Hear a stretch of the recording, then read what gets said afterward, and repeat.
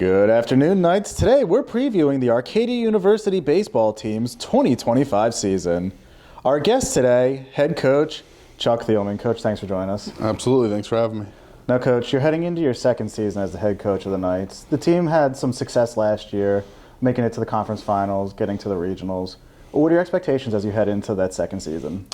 I think expectations remain pretty much unchanged, obviously. We expect to compete for our conference championship and hopefully to be in a regional again. Obviously, it's never guaranteed. There's a lot of work that goes into it, but I don't think our expectation really changes much. Obviously, some new faces when it's all said and done, but we also have some returners that I think are going to be big pieces to it too. So, speaking of those returners, let's talk about them a little.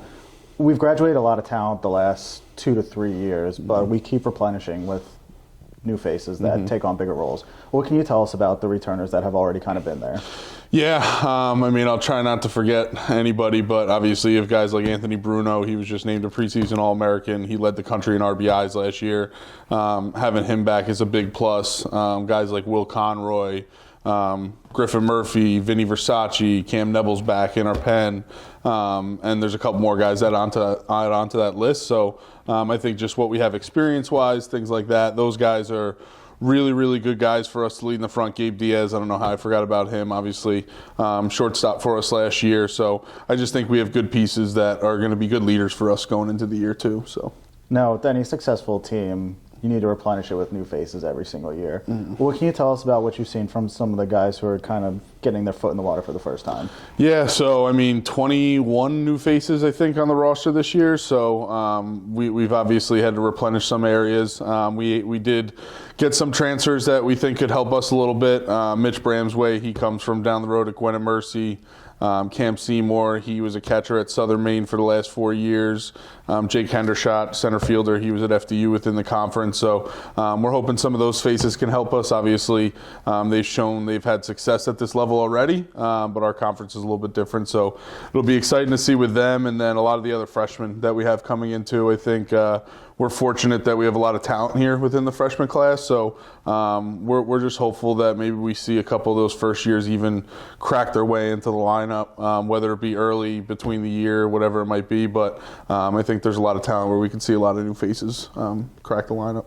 Now let's talk about the Mac Freedom without going into too many specifics. The Mac Freedom's made a name on the national stage the last couple of years in baseball. What can you tell us about the strength of the conference and just what you're seeing from it this year? Yeah, it's just a conference, I think, that continues to get better from the bottom to the top. I think for us as a conference, it's great to see, too, just because when you're talking about being able to get into that regional, I think a lot of it has to do with the type of conference you're in.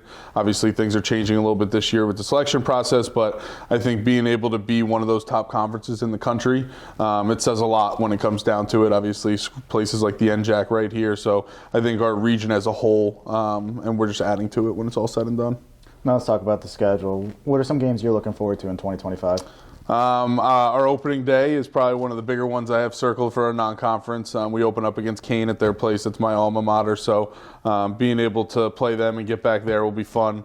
And honestly, we just don't have many breaks this year. I think a lot of our non-conference games are going to be competitive. We see a lot of the NJAC, so we're going to be playing the Stocktons, William Patterson, Rowan at the end of the year. I think Rutgers Newark is mixed in there, so I don't think we're really going to have many breaks. And then obviously we talked about our conference. There's really no weekends off when it's all said and done. So we played a really tough one last year. I expect it to be similar this year. Arcadia Baseball kicks off the 2025 season this Friday when they head to Kane. 3 p.m. first pitch. Coach, thanks for joining us. Good luck this year. Thanks for having me.